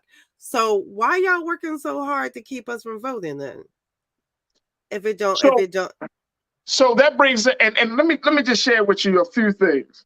Let me share with you a few things, because a couple of people are checking in, because the whole social media segregation touched the nerve for a lot of people, I think. Uh-oh. I can't see all of them, so you got to tell me what they are. Shereen, like, Faraji, this will be the first and the last time I'm on your show. No. I will always come back. No, I thank you for even having me. Is love. No, because I didn't think about it like that, but I feel like that mindset is akin to every Black space that Black folks have to be in, right? Like, yes. we can say, yes, we can build, we can create our own church, or we can flood the white church and make them see us. You know what I mean? Or we got to do both. It's like or have to do both. We got to do both. Because when we did that, right? Tulsa happened. When we did that, we got how many Lake Lanier? There were over 100 Black towns in America that were Black self-sustaining towns. If y'all look at that, it wasn't beyond Tulsa and Rosewood. There were a lot. There were a lot. And they were destroyed. And they were destroyed. Systematically destroyed. Right, While so, sundown towns still existed. Right. While they were telling us we couldn't go to buy food before noon on Saturday, right? Right. It's like we can't allow that part of it. Like, we need to acknowledge that we're dealing with a digital version of that behavior, telling us where and when we can exist and where and when we feel or don't feel protected. That's not a mistake at all. That is all intentional. And there's this complete assumption that the only people who can build tech are basically people who don't look like us. We can build it. We just have to be careful about not segregating ourselves. We can still build it. We have the skill sets to do all of that. We just gotta operate from two spaces. Yes. We gotta, and this is, and you know what? I agree. We gotta operate from two spaces. We gotta flood that the mainstream traditional, but we gotta create and build the alternative. We can have both and we can do it both ways. We can do it. We can walk and chew gum at the same time. Exactly. We can walk. Hey, look, this is what my sister Corinna checked in and said. Social media segregation. Well, damn, sis. You are so right. She said, you have a point, but at the same time, I'm tired of making these races money. She put the $4 signs. Corinna, I think you summed up my view. I get it. I get it. So can we truly operate where, because if we stay on Twitter, we're making the money. So you're only going to make the money if that, when they said that, like, you want your blue check, you got to spend $20 a month. You don't need that blue check. Why pay $20 a month? Because I am somebody, Shireen. I am somebody. And I want you to see that blue check to be like, I'm somebody. But that's what I'm talking about. Jesse Jackson told me that, and I believe it. So, but it's the same problem, right? Because then you're actually paying for your subjugation, and we got to be really careful about paying for our own subjugation. That's like, seriously, I do not. I've been on Twitter since I think 2007, 2008. I don't have a blue check. I personally was very clear I would never do that. And that's because I knew that eventually it could be used against us, because even in the blue check of you paying, there's data that's being shared. Your finances are being shared. Like, think about what I'm saying. You're absolutely right. But then you also have to choose whether or not you're going to pay that $20. It was what, $4.99, I think, for the blue check for a minute. Right. And now they're talking about $20, right? So don't pay for your own subjugation. It's all I'm saying, sis. That's all I'm saying. I'm gonna be honest with you. I'm gonna be honest. Y'all gonna get mad at me, but I'm telling you, I did not know you had to pay $20. That's where we are now. It's like they know you had to pay $20. So all I need to look famous is $20 a month. To look famous, not to be famous, but to look famous. So those are kind of the caution things I say. And here's something else I want to make sure that we're not losing in this conversation. We've built shit before. Some of these apps out here had the Black coders were actually around. They have NDAs and they can't tell you they are some of the originals of some of these things that everyone's making money off of. That aside, you still need to be careful about you being subjugated. But also, I just want y'all to know, I mean this sincerely, some of these technologies have been stolen and co-opted and culturally appropriated. Like Black Twitter is a thing, because when people were coming onto Twitter, people thought there was like a whole different Twitter. No, it was Black Twitter. We are the ones that made. I'm gonna be honest with you again. I'm going to be honest with you. when I heard the term Black Twitter years ago, I was just like, well, where is Black Twitter? Because I want to log in, right? Yes. I felt dumb. I was like, so there isn't like a separate space for Black people? It's not. It's the same space. It's an open space, but we know, and you can tell who has people who they follow that are Black, because they have a completely different conversation and a completely different linguistics. I don't like that. You don't like that? No, because you know why? Because it's like y'all have y'all little like it's like the children's table at Thanksgiving. No, it's not. You think that's what it is? I don't think that's look, man. Black folks, we are so integral part of this conversation about the American experiment of this country, right? On every single level. We do not need to, I'm saying in this space, in this setting of Twitter, we need to be a part of every damn conversation that's in Twitter. That's just me. But, I get it. Like, Black folks, culturally, there are some things. But we still have our own vernacular and our own linguistics. I get that. And see, that's what I'm saying. There's the other,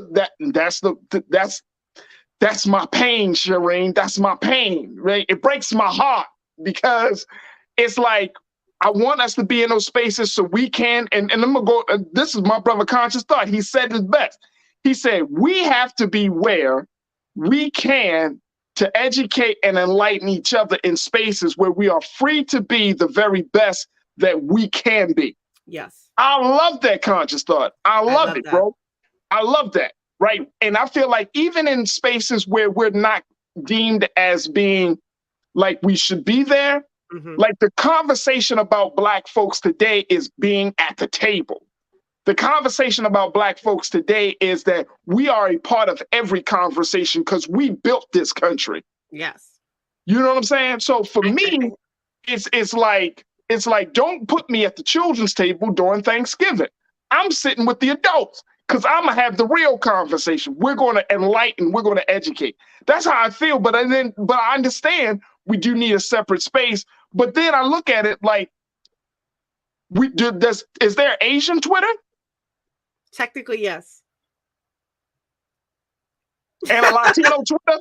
Yes. See, that's why I brought you on, because you gotta know that they exist though to follow them. That's what I'm saying. I know. Like all the crazy stuff that was happening in Brazil. Oh, there's a whole conversation happening. And so that's the point. Like if you, whatever community that you're in, absolutely, you'll see those breakdowns. And there's completely like, let me tell you something. Do you know how many, a reporter did a story on BTS and talked about Black women who love BTS. Do you know how many people got upset about that story? Because Black women loving BTS, i.e. a Korean, band. Pop. Yeah, exactly. They were like, how you breaking that down to the Black version of the story? Because everybody loves BTS. No, we all don't. Not in the same way. They're like the quote unquote BTS army looks very different. And some of the army is very racist. So there is a conversation that you can still have within that context. So I see people are saying this, and Renaissance Man 2008, you bring up a great point. You said, bruh, you said, bruh, we don't have to be like everyone else. Let's just do us. And I'm all for that. I'm all for that, Renaissance Man. I'm really am for that. But I am also of the thinking, and I don't know, help me to reconcile this, bro.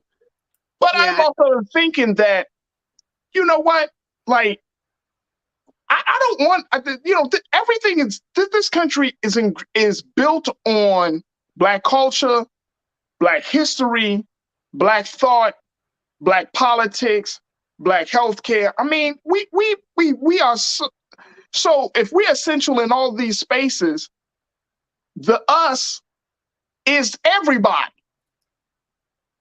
Because in some sense. In some sense, because most people have appropriated our culture and adapted it for themselves.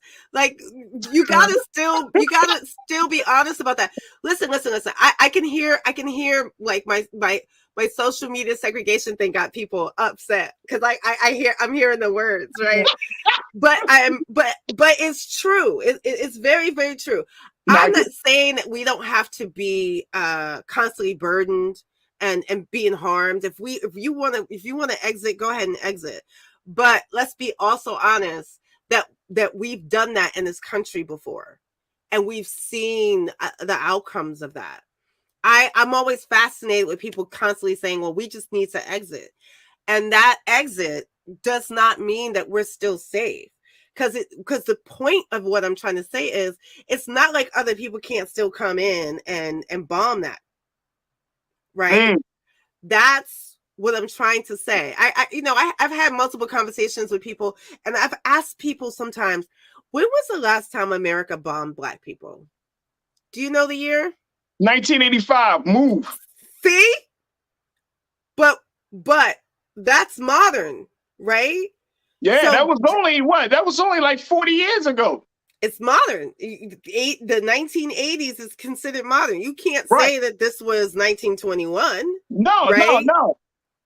That's what I'm saying. We are still operating in a country that operates like all the technology has to be in one place. All the people have to be in one place. It is segregation. And there is some level of like self-segregation. And we have to be very, very careful because there is an assumption that that we have some level of sovereignty. We don't. We still have to live by the laws of this country. There's no sovereignty in any of that. And that's what I mean. Even in the technology, if we build it, we still are operating from American laws. And I know that there's like a lot of debates about to happen on the Hill about the technology laws and things like that and whatever. But I'm still trying to make sure that we understand that one thing that doesn't change for us is that the laws being put in place about us, even though they affect other people, we're missing the fact that they're about us. Tip wages is about us. Think about what I'm saying, right?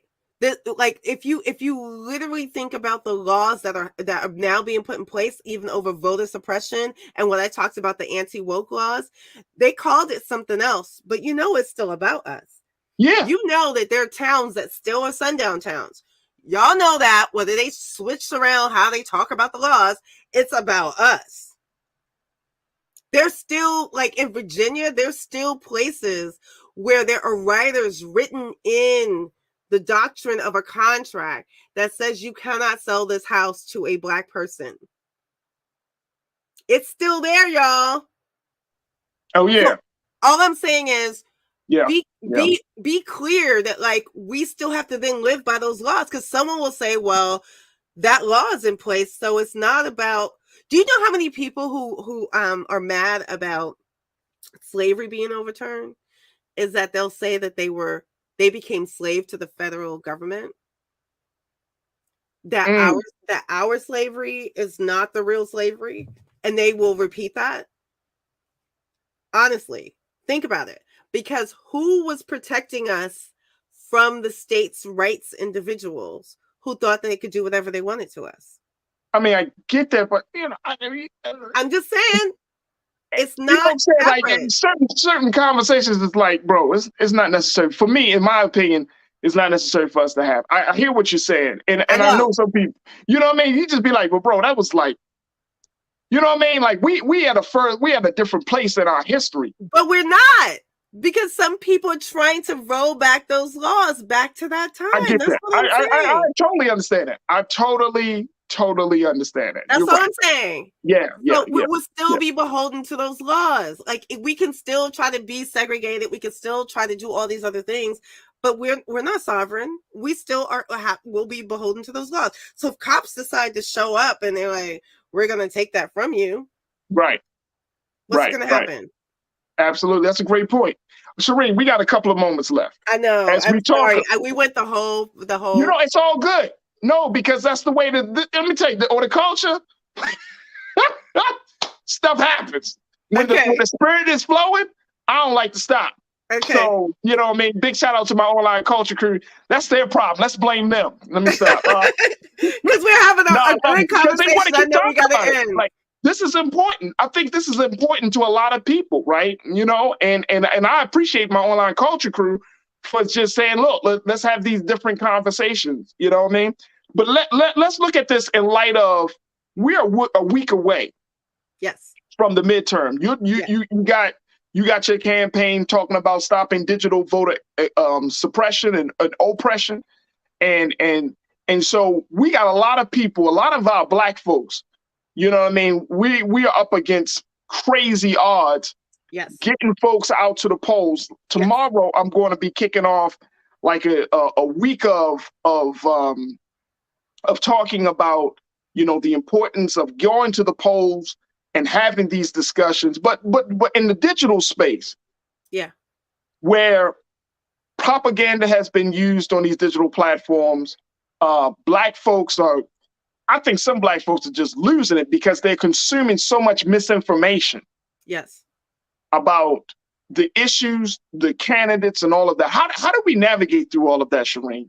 You know what I'm saying? Over these next 7 days, this is a crunch time for this election and for Black folks to get involved. How do we navigate through all the misinformation?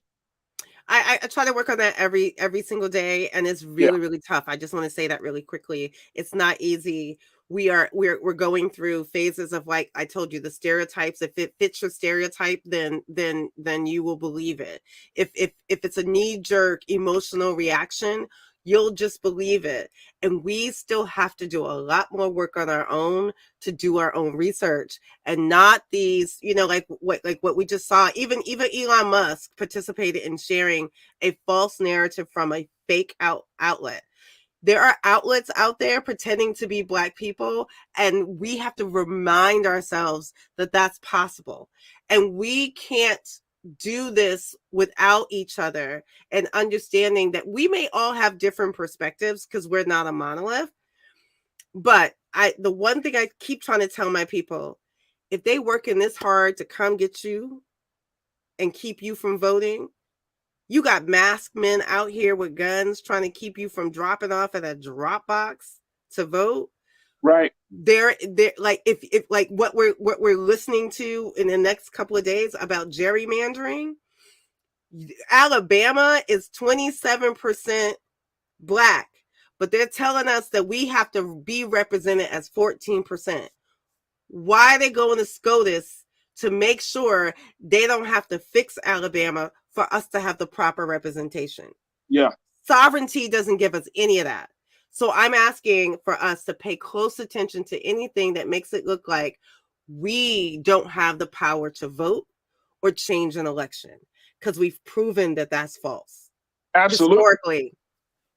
Absolutely. And I'm so excited about the midterms, and which is why I wanted to use this platform to encourage people to go out and to do what you need to do to vote, learn about the system, learn as much as you can about the candidates, make sure that they align with your values and your beliefs and your interests, and making sure that we are putting out good information to people online. Because a lot of us be, you know, restream it, resharing and retweeting and a lot of stuff. It just be like, man, this is old stuff, man. This is either old or it's not right. It's not historically accurate. I mean, you know, there's just a lot out there. And I'm looking at states like Georgia, where you got, you know, we got our sister Stacey Abrams, you got Herschel Walker out there, Raphael Warnock and Val Demings. Well, I'm looking at my home state of Maryland, Wes Moore is running. I'm looking at California, Gavin Newsom. I'm looking at Florida, Ron DeSantis and his crazy ass. Don't forget Michigan and Gilchrist. Like we got, right. We got. What about our brother Mandela Barnes? Yes, we got people out here running. Yeah, yeah. And I want people to rely on good information. Yes. good information. So any quick tips that you can offer as we kind of go into this space? We see this change of leadership, and most important, we see in social media being very, very powerful. That's some things that you want us to consider as we move forward, Shireen. I honestly have like 3 key things I try to tell people. If you see something that you feel the need to immediately retweet and reshare, pause. Don't do it. Like that visceral reaction is what they're after, and that's on purpose. That's not a mistake. The second thing is, if you see disinformation, you can do something about it. I talk about truth sandwiches. Like, tell the truth at the top. Make sure you respond to the mis and disinformation, which is based on the kernel of truth, but follow it back up with truth. And then the third thing, out of all of this, I try to repeat over and over again, any information that basically makes it look like you don't know how to vote if you decide to go vote, go back to your state website and do your own research to make sure how you can and cannot vote. I still think it's amazing that we can have laws in place that keep people from getting water or even talking to each other in line. But we can't say anything about the guy who's gun toting watching the Dropbox. Right. That's what I'm saying. Please, like, those should be alarm bells, and you should pause and actually think about like what your reaction should be. There it is. I love it. I love it. And Corinna, you said something very powerful, another powerful statement from my sister. She said, social media has killed the intellectual capabilities of folks. I was on a trip with 5 other ladies waiting to catch our flight. And she said her friend was latched onto IG whole time, barely spoke to us. Insanity. That's what I'm talking about. That's messed up. Like, you can't even be in real time with the people around you. That would probably be my number 4. Like, some of that stuff you need to stop looking at, right? Because people are giving you a mask of what their life is really like, while you're literally sitting in front of people that you're living with and experiencing real time. Yeah. And most of those TikToks, I've been in many places watching people who I know are doing TikToks. And I'm like if anyone saw that, like saw the whole performance before the TikTok, they'd be like, this is not real. Because if you actually watch it while they're doing it, come on, they're making up a narrative. We're in made up narrative spectrum, and we need to fix that. We need to be honest about that. Woo, that's a whole nother conversation. Sister. Another conversation for that's another a whole day. Nother conversation. It's Halloween though, so it's the spirit of this is the season to pretend. Exactly. Take off your mask, folks. Take your masks off. Like, some of this stuff is real. Like, let's have the real conversation. Some of this stuff is completely made up and complete false narratives. And we're having a hard time discerning between those two things. That's why we're having a hard time. There it is. Shireen, I appreciate you so much, sis, for jumping on. How can people find more information about the work you're doing online? Yeah, so you can always follow me, Digital Assistant, on just about everything. Follow our website, Stop Online VAWA. stoponlinevaw.com. You can find all of our reports, all the things that we're actually participating in, our infographics that we have been sharing about the HBCUs, about the Roe overturn, about all the things I think are important to our community. I make sure that what I want people to realize, what we try to do is make sure that we're highlighting what happens to us in conjunction with the data and the facts. Absolutely. Absolutely. Shireen, thank you so much for joining us today. Always appreciate you and your great insight and expertise. Y'all can also check out Shireen on RMU Roland Martin Unfiltered, and she also is always providing some great stuff. Look at this, folks. Stop Online Violence Against Women. You can check out her website right there. Beautiful site. And they're talking about everything from disinformation, of the disinfo detox, to digital voter suppression and stopping that effort. Man, oh man, a lot is happening with our sister. And I'm so grateful she's able to spend some time with us. I hope Brother Roland knows I'm going to be calling back calling you back on. So I'm just letting He you know. He knows. I'm like, I'm 100% sure. He's called me every once in a while too. So thank you for just having me on. I appreciate that. Absolutely. Sheree, thank you so much, sis, for the work. And certainly thank you for being so good for the culture. Thank you. I'm here for the culture. I live for the culture. Absolutely. All right, folks. Let me just, we got a few moments left in today's show. And big shout out to all my online culture crew. Man, oh man, y'all been bringing it. A couple of things. Here's the quick thing. It is Halloween. So a happy Halloween for those who are looking to go out and do something. Of course, making sure that you do your part to keep everybody safe and all of those things. But I thought this was interesting. I was like, okay, even if you don't celebrate or acknowledge Halloween, but I thought it's interesting. We did a little thing. You saw a lot of black celebrities. These black celebrities taking Halloween to the next level. Keenan, let's pull up some of these pictures for us, bro, of just some of these celebrities. Take a look at this. This is Chloe Bailey playing Storm. Look at Chloe. She going way too much. Let me stop. That's dope how she played that. So that's Chloe Bailey, Black Halloween, folks. When black folks do stuff, we do it real big. That's Chloe Bailey right there. All right, let's see the next one here. If y'all been seeing it, there's been a number of celebrities. That's actually Diddy, folks. That is actually Diddy right there. Playing, you know who, the Joker. That's Diddy right there. Take a look at him. Man, that's pretty damn good. I think Heath Ledger would be proud. All right, Diddy, thank you so much. Let's take a look at what other. This right here is Lori Harvey playing Beyonce. Yeah, Lori Harvey as Beyonce. She did another pic with playing Beyonce for when Beyonce wore that outfit for Me, Myself, and I back in the early 2000s. But that's Lori Harvey. I think Lori Harvey looked more like Kerry Washington in this picture than anything. But that's just me, y'all. That's just me. There we go. That's Lori Harvey playing Beyonce. Take a look. What else we got, Keenan and Ariel? Okay, so this is Monica playing Lisa Left Eye Lopez. Lisa Left Eye. Y'all know, Left Eye, please rest in peace, my beautiful sister. But that was when, this is the picture of Monica playing Lisa Left Eye when Lisa Left Eye Lopez was arrested for burning down her then boyfriend, Andre of the Falcon. So that picture, but look at that. That's crazy. All right, let's go to the next one. This is Haley Bailey playing, of course, from Avatar.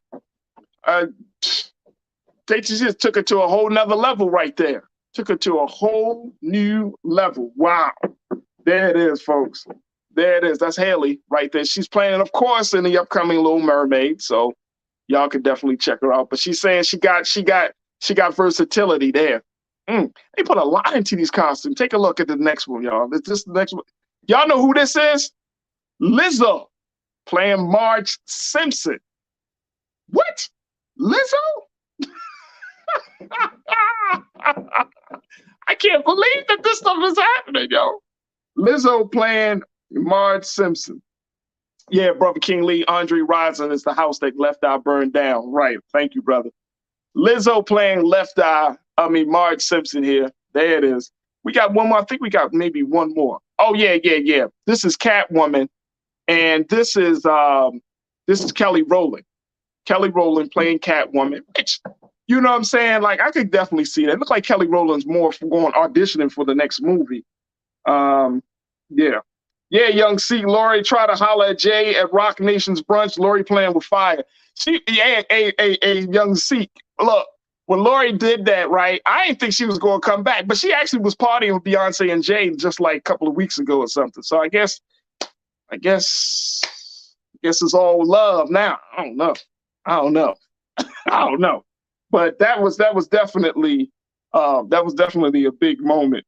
But yeah, so and this one, I don't know. Oh, this is Janelle Monáe. Now, I do not know who this character is.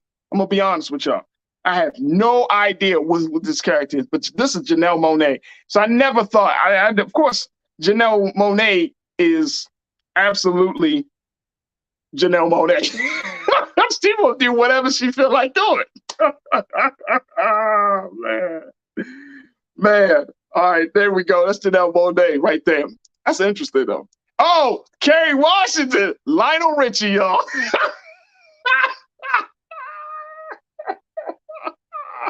See, they taking it too far, yo. Oh my gosh, man! Look at this. Are y'all seeing this?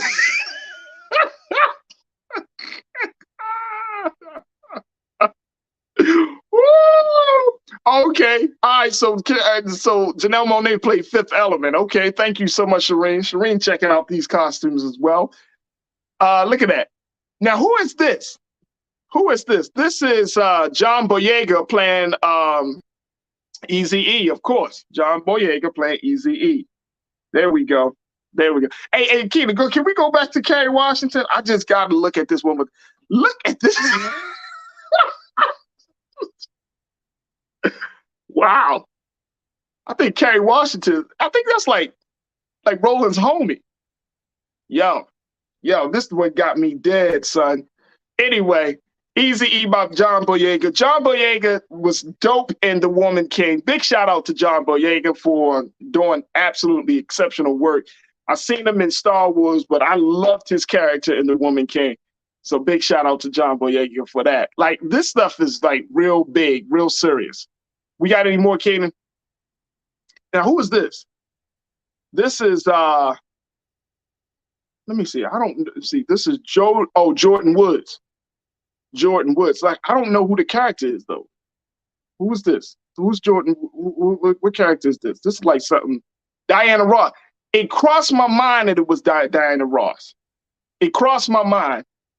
But I could see it. But I'm not. Yeah, there we go. Yeah. Diana Ross right there, folks. And then we're going to make this the last one. This is Keke Palmer. Keke is doing, who is this, Ariel? Just let me know. Is that the X-Men? No, she's one of the, what was the character for Keke's right there? Oh, Rogue, that's right. She's in Rogue. Every time I see Keke dress up, I always think she actually auditioned. This ain't just for Halloween. This is who Keke is. She just always auditioning for a show or movie or something.